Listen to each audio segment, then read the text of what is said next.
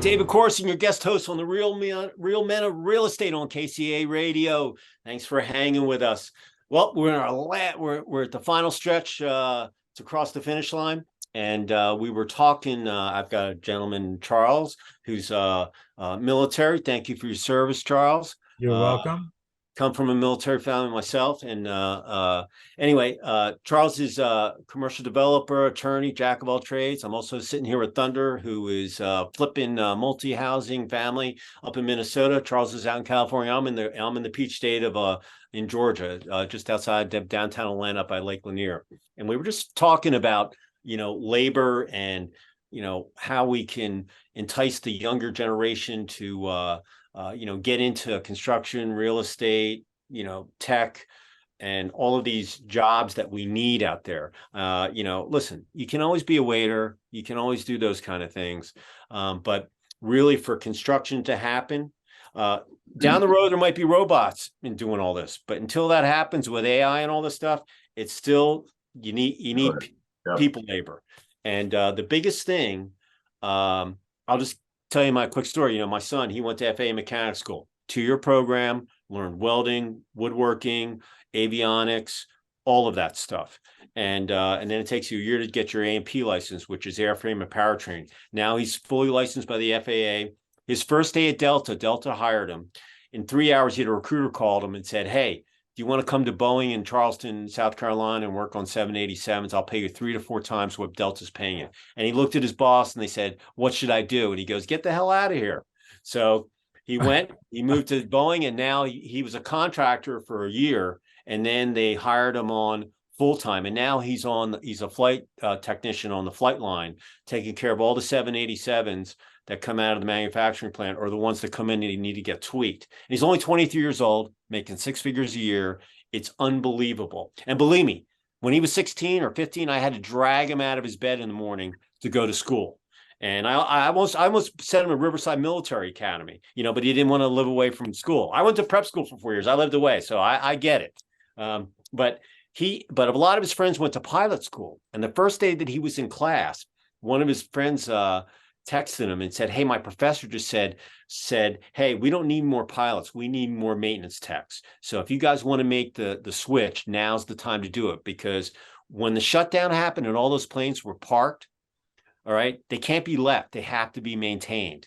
They just can't let there to be left sit." So he has job security. He can work on anything that has a jet engine, a boiler in a hospital, a train. He still work on anything automotive, mechanical, or whatever, because he understands it.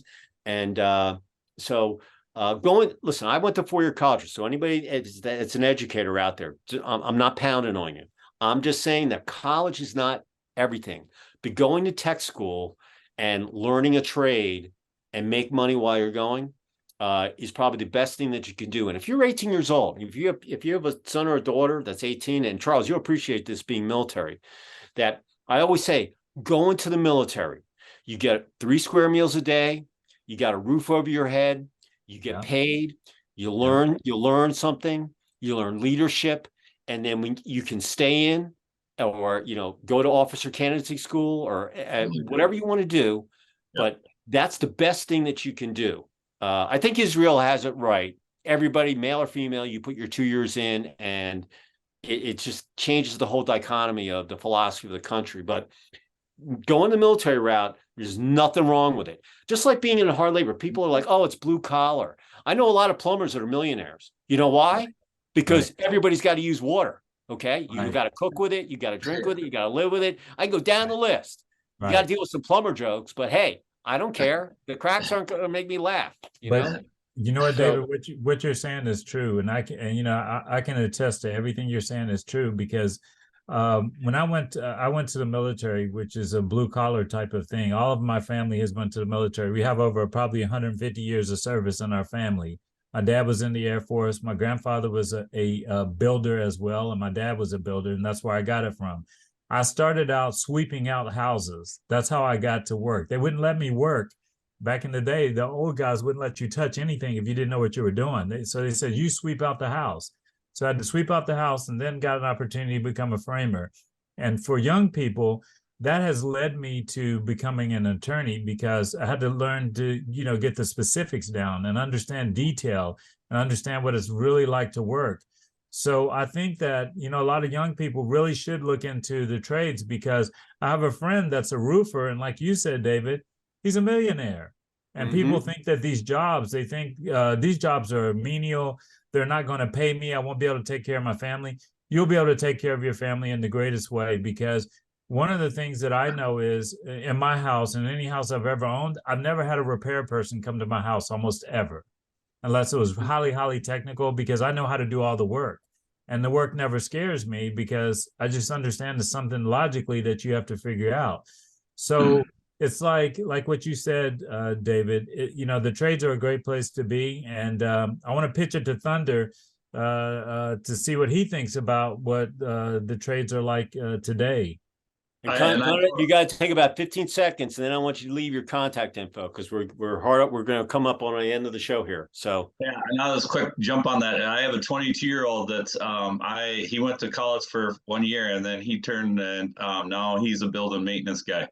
So like you said, I totally agree. We need to have them labor people, and he made the switch. Now he's, like you said, a building maintenance person now. So Thunder, tell them what your full name and your company is, and if someone wanted to reach out to you, how would they contact you?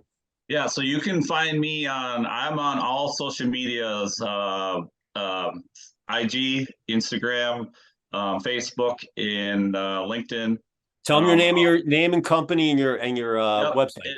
And like I said, most of my stuff is under Thunder Meyer. I have Facebook is under Jamie Thunder Meyer, but all under Thunder. And then like I said, you can find Thunder Property Solutions. And like I said, just search, Google it, and I'm out there, Thunder Meyer. All right, Charles. Charles James Law, 626-428-3113. Again, it's Charles James Law, 626-428-3113. All right, I'm David Corson. You can get me at davidc@ccr-mag.com. That's the name of my magazine, Commercial Construction and Renovation. That's my podcast behind me, Commercial Construction Coffee Talk. And that's the best way, or my website, ccr-mag.com. Thoroughly enjoyed the conversation, gentlemen. And for all you out there on KCAA Radio, the Real Mental Real Estate is always on Sundays at 1 p.m. Pacific Coast time. So if you're looking for some real estate tips, or some guys that are in construction, attorney, and publisher, you want to hear some things, maybe listen to a couple jokes, turn on in. We love to have you. And with that said, gentlemen, Charles, say goodbye from California. Thunder, say goodbye from Minnesota. Bye. Nice meeting See you later out there. Take and care. We will talk to you all later. Bye. See ya.